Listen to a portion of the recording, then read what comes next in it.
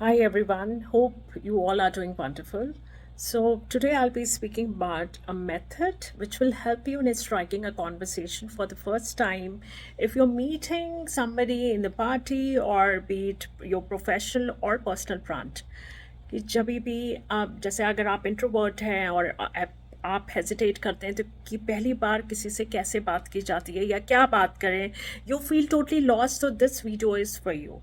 So the method name is FORD, FORD.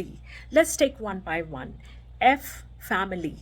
So जब भी आप किसी से फर्स्ट टाइम मिलते हैं तो आप उसकी फैमिली के बारे में पूछ सकते हैं, like what your parents, where are your parents, आप किस सिटी से बिलोंग करते हैं. अगर आप कपल से मिल रहे हैं फर्स्ट टाइम तो आप बोल सकते हैं कि पूछ सकते हैं उनसे कि आप लोग पहली बार कहाँ मिले थे. But make sure there is a thin line, don't go too deep into the family history. आपको एक लाइन मेंटेन करनी है, आपको एक जनरल कॉन्वर्सेशन फैमिली के बारे में पूछना है. Let's take the second one, that is O, occupation. Occupation सामने वाले से ये पूछिए कि वो क्या करते हैं, कौन सी फील्ड में काम करते हैं. अगर बिजनेस है, किस चीज़ का बिजनेस है. और अगर स्टडी कर रहे हैं वो, तो क्या स्टडी कर रहे हैं, कहाँ पे स्टडी कर रहे हैं. This is occupation. R, R is for recreation. Recreation is the third one. इसका मतलब हुआ कि उनका इंटरेस्ट क्या है, हॉबीज़ क्या है, अपने स्पेयर टाइम में वो क्या करते हैं. और किसी को भी अपने हॉबीज़ और इंटरेस्ट शेयर करने में बहुत अच्छा लगता है, तो ये चीज़ आप पूछ सकते हैं. Now the last one is dreams. आप उनके ड्रीम्स पूछिए, what is their long term goal, short term goal, ambition क्या है आगे ज़िंदगी में, वो क्या करना चाहते हैं.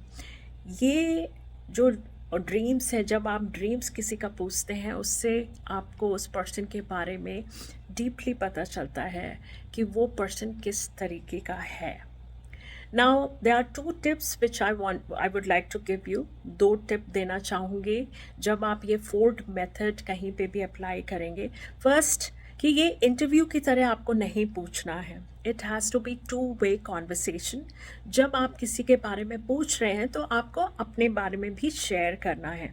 फॉर एग्ज़ाम्पल, आप किसी से पूछ रहे हैं कि अच्छा आपका इंटरेस्ट क्या है. अगर वो कह रहा है कि नेटफ्लिक्स वो देखता है, वेब सीरीज़ देखता है, तो आप उससे हो सकता है कि आपका इंटरेस्ट भी वैसे ही हो. तो that is how you enhance your conversation. You can relate what exactly he or she is saying.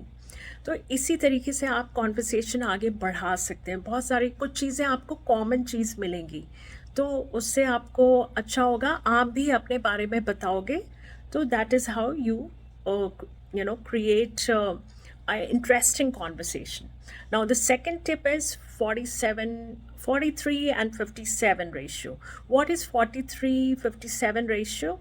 कि हमें जो बातें करनी है वो 43% करनी है और जो सुनना है वो 57. दैट मीन्स कि हमें बातें कम करनी है और सुनना ज़्यादा है. Now this, where exactly this 43-57 ratio came, ये रिसर्च हुआ था और ये पाया गया कि नो मैटर अगर कोई सेल्स में है या फिर पहली बार किसी से मिल रहा है, या no matter what kind of conversation you are having, where अगर आपने 43-57 का रेशियो रखा तो वो कॉन्वर्सेशन बहुत ही ज़्यादा सक्सेसफुल रहती है.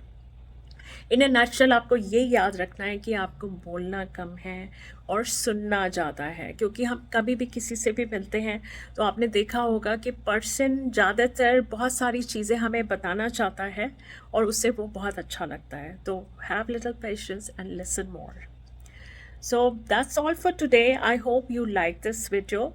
Now don't forget this FORD method, Ford method, and I'm sure it will help you whenever you are going to meet,